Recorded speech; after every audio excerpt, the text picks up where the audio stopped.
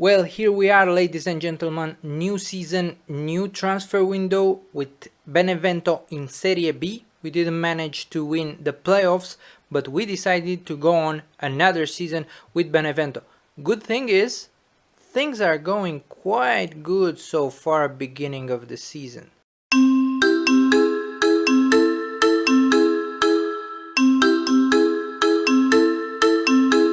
Things are going well. We started the season with 6 wins and 2 matches lost. We are first in the league with 18 points, and this is how our squad is looking. First, we managed to bring in as a free transfer Austrian goalkeeper Daniel Bachmann, 30 years old.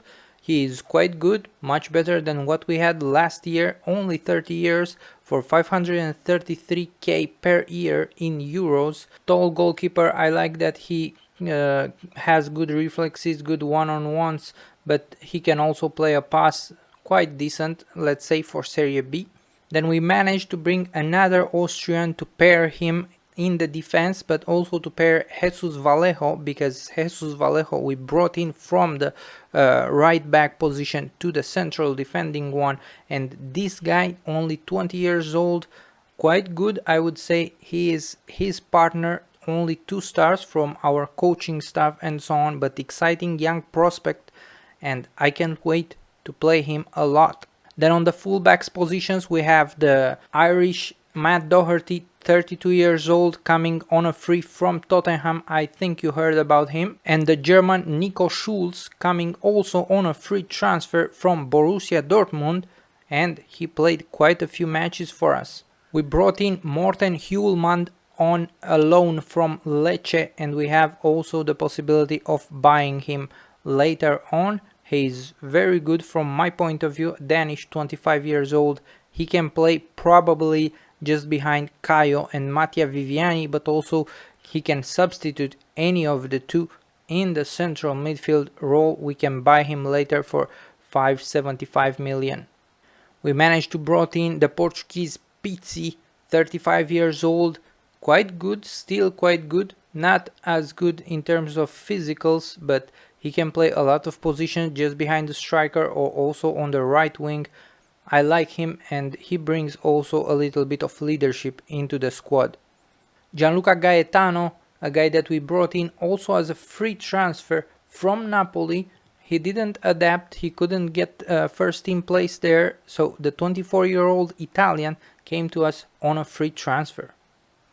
We still have the Spanish Alex Baena, who still has 1 year until he will join us permanently next summer, but I'm very happy about having him. One of the biggest transfers of this summer is the Spanish Roberto Lopez, who can play just behind the striker or on any of the wings. He is quite good overall, I would say. Good passing, good technique and good vision, so he can actually help us with a lot of assists, but he can also play as a forward if needed. We brought him in from Real San Sebastian or Real Sociedad for 1.8 million, so not a lot of money, but quite a good player for Serie B. On top of that, we managed to bring in another Danish player, 21-year-old Rasmus Højlund, who is coming from Salzburg on a loan. He is quite a good attacker. In real life he signed with Atalanta, so also in Italian Championship.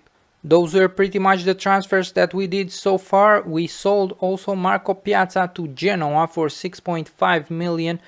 He's a player that wanted to go one step up, so he went to Genoa to Serie A, and we could really use the money for the signings that you have just seen. On top of that, we lost a little bit of leadership in person of Federico Barba, who was one of the leaders in the team hierarchy. They're quite high up, along with other people that left the club, Artur Ionitze, but we knew that he was about to leave because he didn't want to sign an extension to his contract. Those were pretty much our transfers, and this is how the first team looks mostly for the next few matches. We also have a couple of guys here that can fill in the places, maybe Mattia Viviani as a central midfield. We have Svoboda, Marco Varnier, who can also play on the defensive line, but this is our 4-2-3-1 positive 4-2-3-1 vertical tiki-taka. For the next 2 matches we will play Alessandria and Monza. As you can see, the results were in our favor a lot. We started with a win against Cittadella. We managed to win also against Regina, Cesena and Modena, teams that are quite in the middle of the table. They're fighting probably for the places in playoff. Then we had 2 matches against 2 of the teams that will fight for direct promotion, most probably Lecce and Parma. We lost these 2 games. After this we managed to win 2 games with 2-0 against Pescara and against Albino Leffe. A lot of these teams are very interesting and really anything can happen. Let's see how we are doing against Alessandria. So boys and girls, we are starting the match away at Alessandria with Domenico Toscano as the manager of our opponents. Girolamo Savonarola, in his quest from peasant to pope, is there. It's close and we are about to embark on this match. So they are lining up a 5-2-3, something similar to this, a little bit wider than us. We didn't start that bad, but it's 0-0 and no occasion, so absolutely nothing. We have nothing after 30 minutes. So the 2 teams really annihilated each other, so no highlights and nothing happening after 1 half. So what I did at the break was to bring in 2 experienced players in the person of Pizzi and Gianluca Lapadula. XG score is still 0.33 to 0.38, so very close, but we don't have a lot of highlights. I tried also to make the team play a little bit wider with a little bit more width so that we can, let's say, exploit a little bit or maybe create something from the wider areas. Nothing happening after 80 minutes, no highlights, absolutely no highlights. Let's see what we can change still. What I will change is bringing in also another attacking player. I will bring in Gianluca Gaetano for Alex Baena, and Roberto Lopez will go here and he will play as a shadow striker, so we will go a little bit more attacking with Gaetano as a winger, and I will put in Schultz as a wingback support. Maybe these wingers will bring us a little bit more chances. 86th minutes, no highlights, so this will be pretty much. We have a corner, Gaetano now, but wrong input there from Gaetano. And now Doherty under pressure a little bit, goes with a long ball. Pizzi, Lopez with a pass, and Højlund, oh, great chip, and we scored 89th minute in a match with 0 highlights so far. We managed to score through a long ball from Doherty, then Pizzi and Lopez with a great assist. Højlund there doing all the work for the finishing. Great chip from Højlund. And it seems that we are winning 1-0 with a goal scored very late. Another highlight, and we are very close to end of the stoppage time. And Liotti, the guy who was booked from their team, seems to be getting a second booking after a bad tackle there. Yeah, he was tugging at Gaetano's shirt, it seems, so he was really pulling the shirt there, making the referee to give him another yellow card. And now good pass from Lopez, but Gaetano is not that fast. Now Vallejo is there for the recovery, and Schultz. And it seems we managed to win with a 1-0 victory here. It is great. It is very much like Allegri is doing. I'm very happy about it. Not a lot of time for recovery, boys and girls, because in only 3 days we have on Tuesday a match against Monza at home. So I'm ready to surprise Monza a little bit, and for this we are going with an attacking mentality and a little bit of higher tempo here. Also, we are going to play wider, which the team doesn't really like. We are not really very much interested in playing wide. So we are playing at home this time, and we are in yellow with red stripes, some red dots there, the Benevento shirt. They are in white with red numbers on them. And they have a free kick. And Boccia there! Oh, just above the crossbar. It's a little bit tricky here. I don't like to see a lot of possession with no fruition in the end. So for the second half, I'm trying to go a little bit narrower.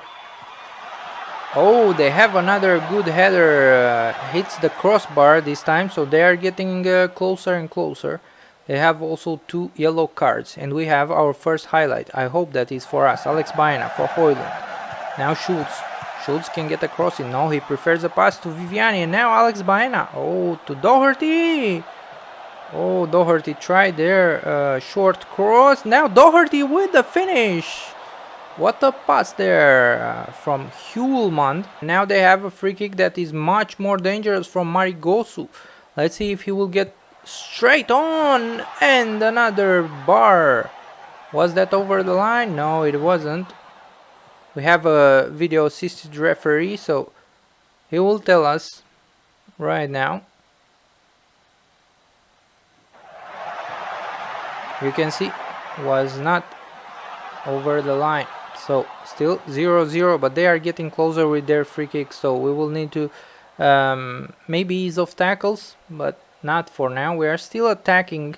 The mentality is good, but since we are not creating a lot, I am a bit worried, so we may need to do some changes.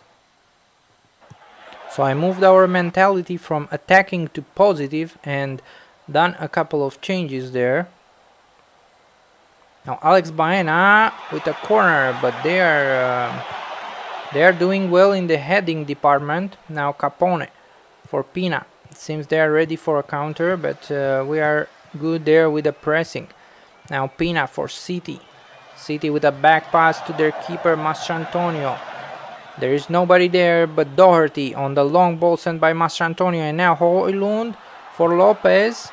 Doherty can bring in a cross. He prefers to pass to Alex Baena. Again Doherty. Now Pizzi comes for the short pass, short option. Pizzi now, and Jefferson. Oh, so Jefferson was, let's say, the inspiration here, the pinch of salt that we brought in for Alessandro Malva, and we put Højlund from the left wing to the attack, and it seems that the game will be finished 0-0 against Monza at home. A game with a little bit more attacking phases, a little bit more chances, but still pretty poor in terms of spectacle. This match, just as the one with Alessandria, we managed to get 4 points from the 2 matches, so I'm pretty happy.